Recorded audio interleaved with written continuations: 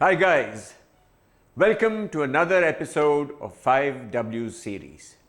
And I am Ranjan Ranganathan, a crusader against knowledge divide. Just kidding. All of us hear or use the word crusade very much. We generally use it in a positive sense, but in what context do we use it? We use it to imply someone who wages a fight against injustice, inequality, corruption, etc. This episode is about the religious military campaigns of Christians against the Muslims in the Middle Ages, 11th century AD to the 14th century. The Crusades were military campaigns sanctioned by the Catholic Church in the Middle Ages. In the 11th century AD, the Christian Byzantine Empire was under attack by Muslim Seljuk Turks. Have a look at the map. After centuries of competitive coexistence with the Arabs following the initial Muslim conquests, the Byzantine Empire had been defeated by the Turks in 1071 at the Battle of Manzikert. As a result, the Byzantines lost the fertile coastal area of Anatolia and were forced into competition with Turks migrating westward. Also by that time, Christianity was divided into eastern and western branches, and this divide had helped the Turks in their advance towards the Byzantine Empire. In 1095, Byzantine Emperor Alexios I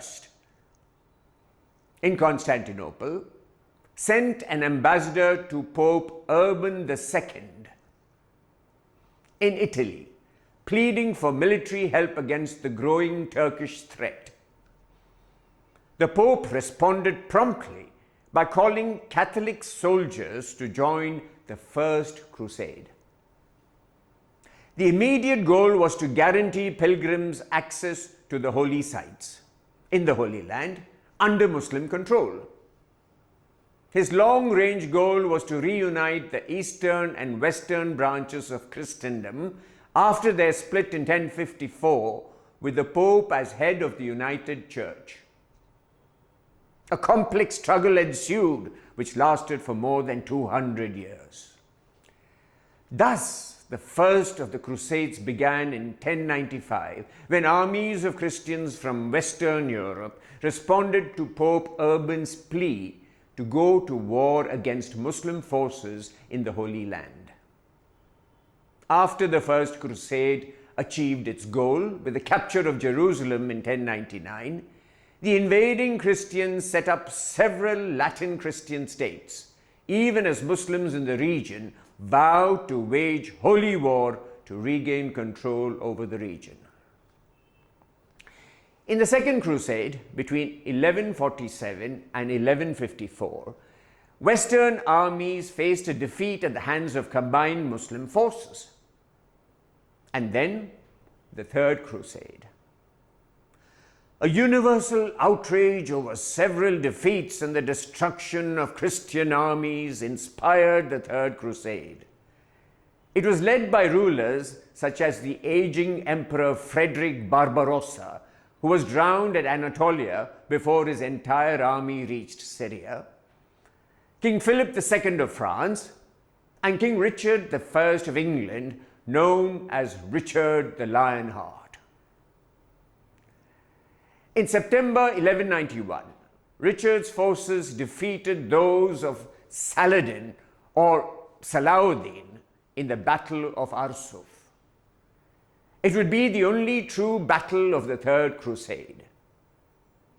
From the recaptured city of Jaffa, Richard re-established Christian control over some of the region and approached Jerusalem, though he refused to lay siege to the city. In September 1192, Richard and Saladin signed a peace treaty that re-established the Kingdom of Jerusalem, though without the city of Jerusalem, and ended the Third Crusade.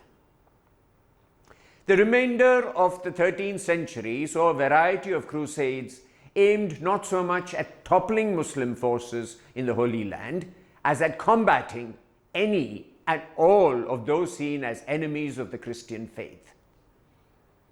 Though the Church organized minor crusades with limited goals after 1291, mainly military campaigns aimed at pushing Muslims from conquered territory or conquering pagan regions, support for such efforts disappeared in the 16th century with the rise of the Reformation and the corresponding decline of papal authority.